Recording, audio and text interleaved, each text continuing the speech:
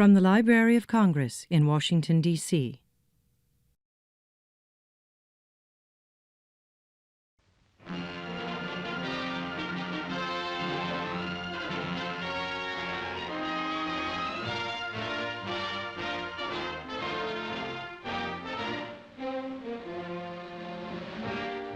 Thomas E. Dewey's public career was launched in 1931, when crime was a national scandal.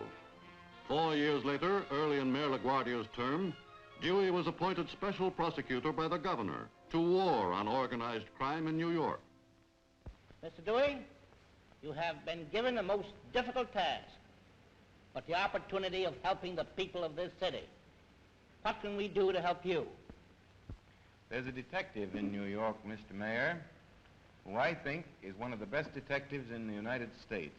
I'd like to have him head my squad of detectives.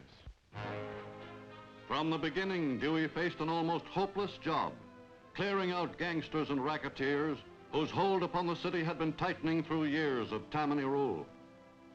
Now look here, Benton, you've been loading for Mason again. Now for the last time, are you going to keep out of our territory or not?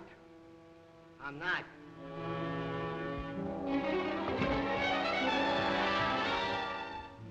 But I don't need any protection.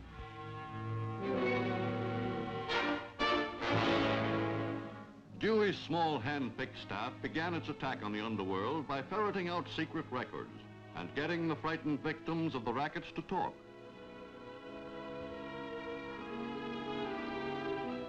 After long months of hard, patient, dangerous work, Dewey had collected enough evidence to move in on the city's leading racketeers.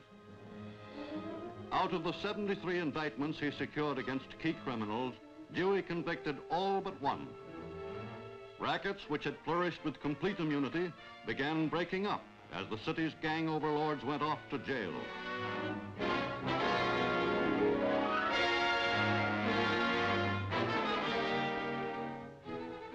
On the strength of this brilliant record, Tom Dewey was nominated for district attorney. Defeating the Tammany candidate by an unprecedented majority, he continued his crime-smashing record and was on the road to the governor's mansion at Albany.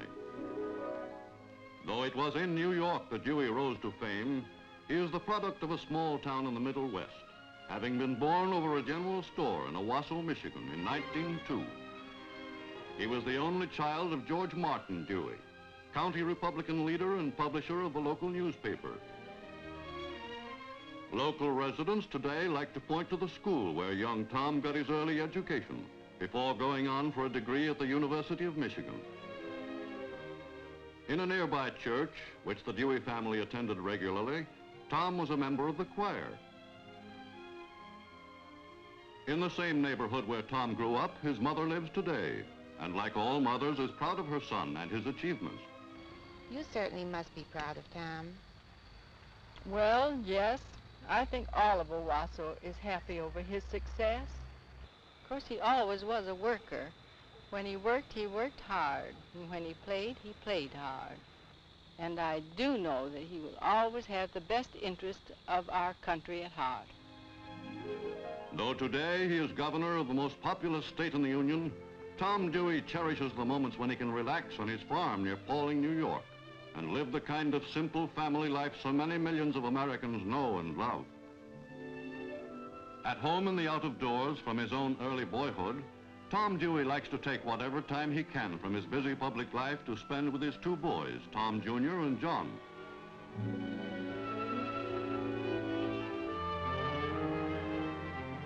While not posing as a working farmer himself, he has a wide knowledge of agriculture, understands farm problems, and enjoys discussing them with his Paulding neighbors.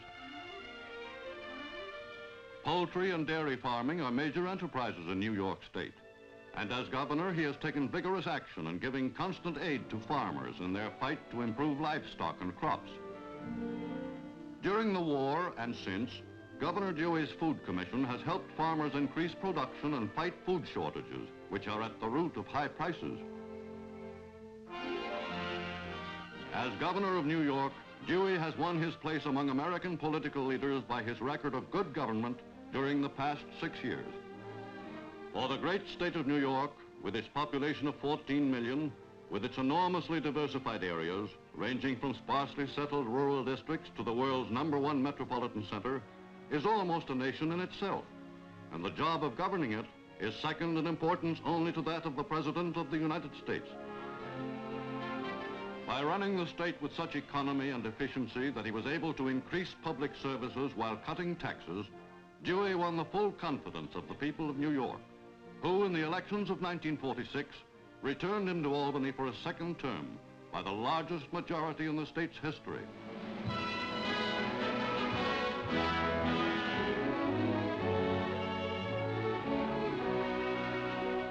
To a large degree, Dewey's administrative success has been due to his ability to surround himself with capable advisors and to rely on teamwork and full give and take in solving the state's problems. Well, I think we're generally agreed on what the facts are and what the program ought to be. What I propose is this.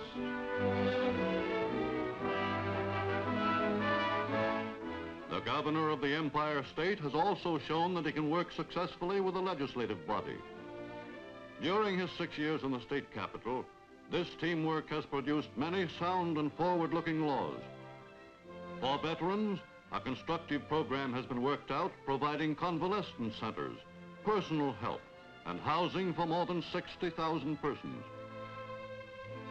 Tom Dewey has earned the respect of both labor and management and has helped establish a favorable climate for industrial relations that has brought New York one of the lowest strike records of any industrial state.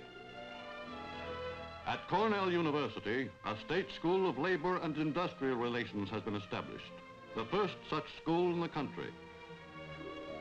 In the field of public health, Governor Dewey and the legislature have set up a vigorous modern program, including strikingly successful action to stamp out tuberculosis. To help overcome juvenile delinquency, the New York State Youth Commission, established by Governor Dewey, has worked with local communities in financing hundreds of projects, such as swimming pools and recreation centers. During the past 6 years, Tom Dewey has been in frequent consultation with national leaders in many fields of endeavor. From his close friendships with such well-informed statesmen as Governor Warren of California, he keeps in touch with events throughout the United States. Dewey has paid particular attention to foreign affairs, and at the Mackinac Conference of Republican Leaders as far back as 1943, he was first to advocate that the United States should move in concert with other nations to prevent another world war.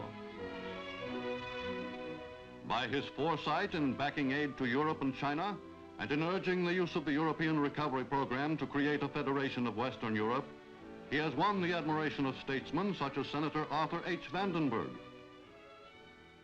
You know, Governor Dewey was one of the first important political figures to advocate and embrace the sound doctrine of strong bipartisan action in foreign affairs. Governor Dewey greatly assisted in setting this Republican pattern at Mackinac Island 5 years ago.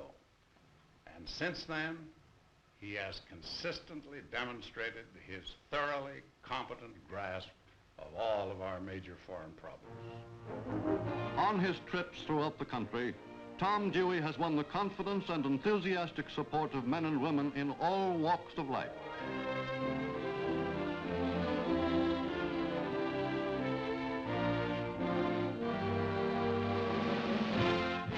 Tom Dewey's nomination at the Republican Convention in Philadelphia last summer was a dramatic climax in the career of one of the outstanding public figures of the post-war period.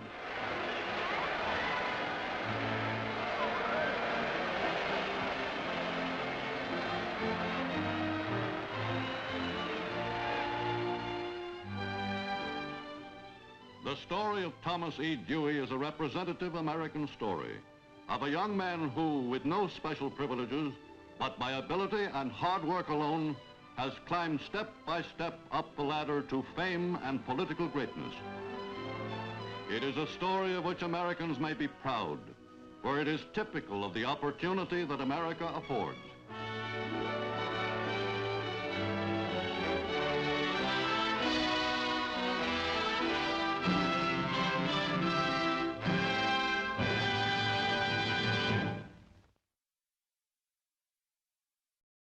This has been a presentation of the Library of Congress. Visit us at loc.gov.